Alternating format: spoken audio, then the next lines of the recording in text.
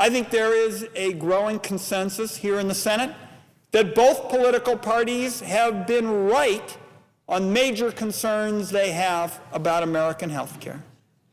I think there is a growing awareness that our party, the Democratic Party, has been right on the issue of ensuring that all Americans have good, quality, affordable coverage. And if you don't do that, Mr. President, what happens is the people who are uninsured shift their bills to the insured, and they shift the most expensive bills. So you cannot fix this system unless you get all Americans good quality, affordable coverage. I think Republicans have had a very valid point with respect to giving a wide berth to the private sector on the issue of health care. It's important so as to not freeze innovation, to make sure there aren't price controls, there aren't global budgets, so there's plenty of choices, private sector choices. That's just the way members of Congress have with respect to this issue. It's something of a philosophical truce, Mr. President. Democrats have been right on the issue of making sure that you expand coverage to stop the cost shifting and deal with the question of holding down costs, which is so important to American business in tough global financial markets. And Republicans have had a valid point with respect to the role of the private sector. I think there's a growing consensus about how, if you're going to contain costs in American health care, you've got to go to areas that change the incentives, that drive the behavior in American health care. Right now, most individuals don't even have a choice with respect to their health care. If they're lucky enough to have employer-based coverage, they don't get a choice. So they're already in a position, in my view, that isn't fair and certainly isn't in sync with the way it works for members of the United States Senate. The distinguished president of the Senate and every other member comes here and gets plenty of choices for their health care, private sector choices. And I think there is a growing sense here in the Senate that those kinds of choices ought to be available to all Americans. And 14 United States senators are behind legislation that would do that. And I would point out, Mr. President, that the very fine white paper offered on American health care by the distinguished chairman of the Finance Committee envisions Americans having more choices for their coverage the way members of Congress have.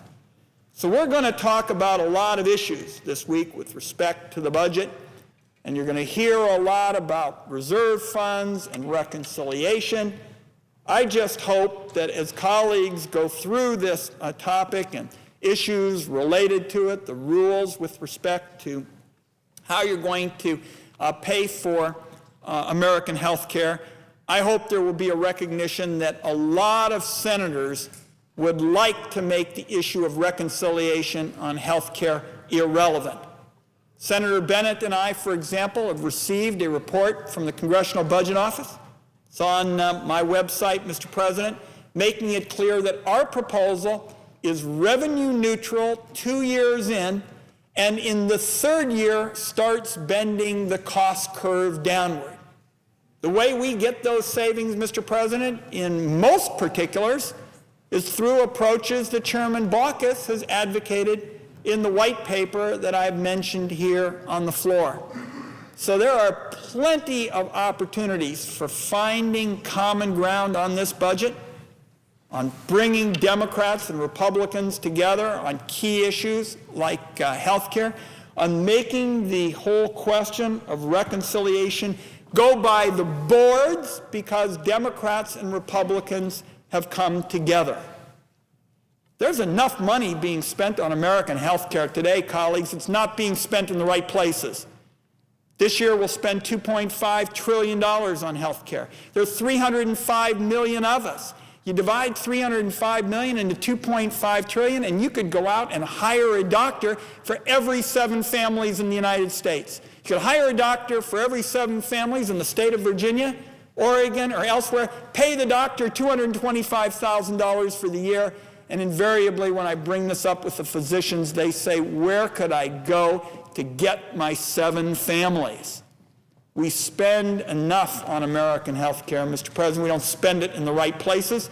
And Chairman Conrad, by approaching the health care issue as he has in this budget, allows us to first focus on the savings that can be produced out of the existing $2.5 trillion.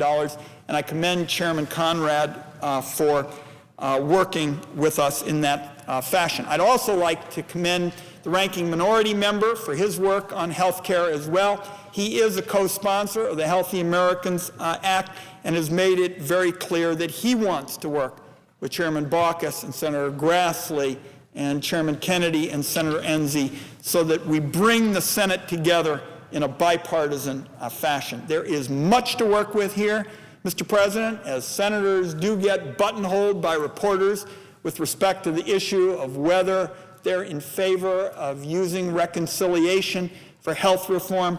I hope that senators will see that this is not a yes or no answer, but that there is a large and bipartisan group of us that wants to pass health care reform this year on the President Obama's timetable this year, but we want to do it by bringing Democrats and Republicans together and making the issue of reconciliation on the issue of health care reform irrelevant.